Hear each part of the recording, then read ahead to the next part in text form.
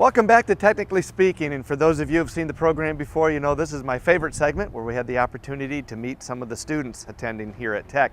For this segment, we're outside in the backside of Tech facing the I-94 freeway. It's probably why you're hearing some of the road noise, but the students here in the construction trade programs are building these wood sheds that they will be making available to the public. So joining me now, I have two students from the East China School District. We have Cody Manzo and Dave Hagan. Guys, welcome. Thanks. Cody, Welcome. what school do you go to and what grade are you in? St. Clair High School, and I'm a junior. Okay.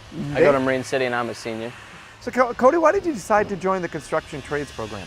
I always liked designing, you know, building houses, and I wanted to get my hands on, actually drive some nails, run some saws, and it's helped me out. Do you have a chance to do some of that stuff, work around the house, helping Dad and do different things? Yep, I build fences and gates. When we do electrical, I put in some electrical outlets in my house, stuff like that.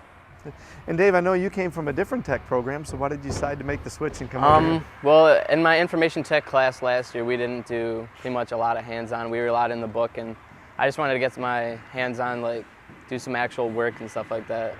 So what kind of skills are you guys learning here in the class? Carpentry, masonry, electrical, just stuff like that. Anything you like best? Oh, carpentry for sure. Do you really Yep, I rough love or building. finished? Or? Yep, I like both. Okay, good. Yep. How about you, Cody? Either carpentry or electrician work. Okay, great. Now today you're going to demonstrate a couple of things that you're doing on the woodshed. Is this typical what you guys would do here, or do you have a lot of classroom stuff and things inside the shop practicing and that kind of thing? For the first probably 3 months, I'd say it was a lot of, you know, safety, book work. But after that, you get out in the shop every day, you practice, and then you come out here and do this. This makes it worth it. Well, that's good. Now, for this particular shed that you're going to be working on today for us, did the class actually design these, or they come from a kit, or how did this part work? Mr. Shagney pretty much gave us the dimensions and all the layouts and stuff. We just had to cut and pretty much put it up. Now, just looking at it from the outside, you can see some trusses. Of course, we've got a roof. Obviously, you have structure on the inside that we can't see. But did you guys have to build all of those things? Yep, and we do built all the everything from measures? scratch. Measured it. So what kind of skills do you come with? Do you have to have a lot of math skills or geometry? Yeah, you have to have a lot of math. Mr. Shagney helps you out with that before we come out here and do stuff like that. So what part do you like best about doing the design and stuff before you actually make that first cut?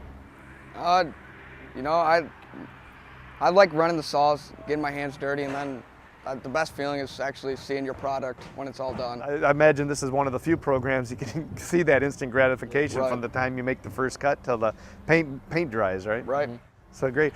Guys, if you had to talk to your classmates back at your home schools about coming to Tech, what advice would you give them? What would you tell them why they should choose Tech? When you go to Tech, you just pretty much do a lot of hands-on, not just bookwork and stuff. And you're here for almost 3 hours, so you get a lot of it and you learn a lot. Great. Okay. So tell me a little bit about what you're going to demonstrate for us this morning. I'm going to run the saw and cut this 1x5. It's already painted white, and it's measured at 77 inches. And you measure twice and cut once, so you don't have to keep doing that. Good rule of thumb. And then after that's all cut, both pieces, it's going to be nailed here with 8 penny nails, galvanized, and make it look nice. And this is really a trim piece that you have for Right. it. Now I noticed on the other side of the wood too, it's pretty rough sawn, and so this is a special wood that's made just for the exterior and for that kind of look too, right? Yep. Right, yep. Okay. Good. Well, go ahead and tell us what you need to do and how we're going to do this. All right. My partner Dave's going to come here and hold this so it doesn't fall, and going to cut.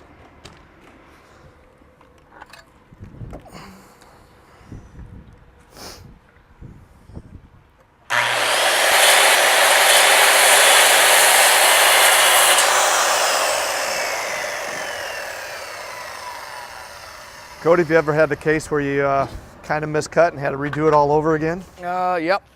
Yes. That's good. Well, good. I'm glad. It makes me feel a little bit better because I have to do that quite often. Yeah, you get the hang of it after a while.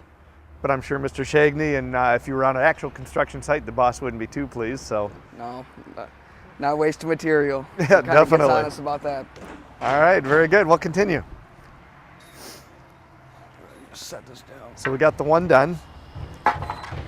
And actually, as you go around the building, you're going to have 2 of these on each of the 4 corners, right? Right. Okay.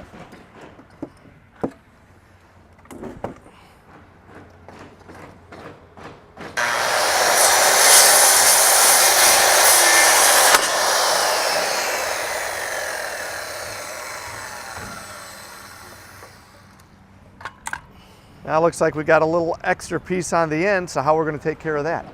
Just take a hammer to it probably. We can knock that off. Alrighty. Just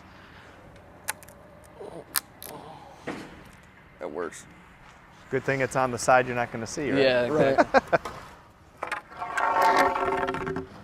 think it's those pieces, aren't they? Okay, now again, we had pre-measured these, and how long are these pieces? 77 inches. Okay, very good.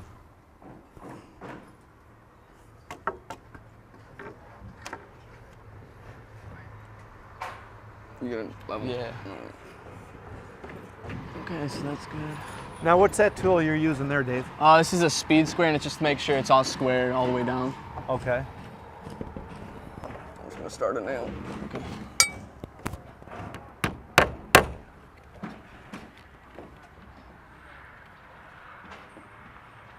So I think that's good right about there. Check it up there again. Yep, that's good. Now how much time have you spent working on the shed so far in class? Probably 2 weeks. 2 weeks Oh, or so. okay. Yeah, Anything surprise you about building this that you weren't anticipating? Probably framing. It's not as hard as once you get to know how to do it. It's not as hard as everybody thinks, but it's fun. Good. So you want to switch around there?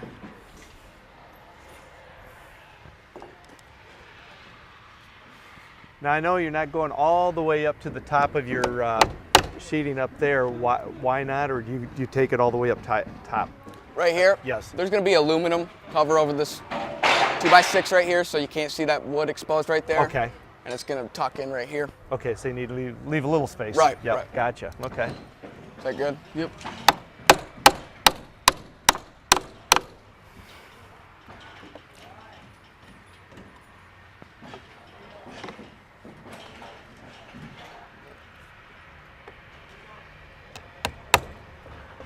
Still good? Yep.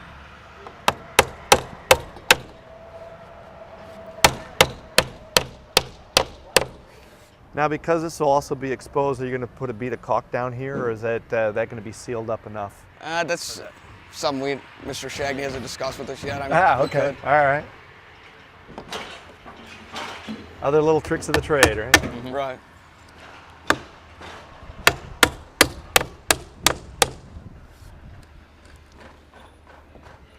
Leaving these a little bit out in case we might have to take this back off to put that aluminum on. Gotcha. Okay. Now, pretty much everything you guys do in classes and teams or in pairs at least. So you're working together a lot. Sometimes it is. Most of the time it's probably by yourself. Other than this. Oh, really? Yep. Okay. Yep, like masonry, you get your own block to build your own wall. Electrician, you get your own wall to wire up. Okay, good. So, well, great. Well, guys, thanks for demonstrating this. And obviously, this is just one of 4 corners that you're going to be doing. So, I guess we better let you get to work so you can finish this shed up. So, thanks a lot. And when we come back in a couple minutes, we're going to go inside and take a look at some of the electrical work that these students are learning here in the construction trades program here at Tech.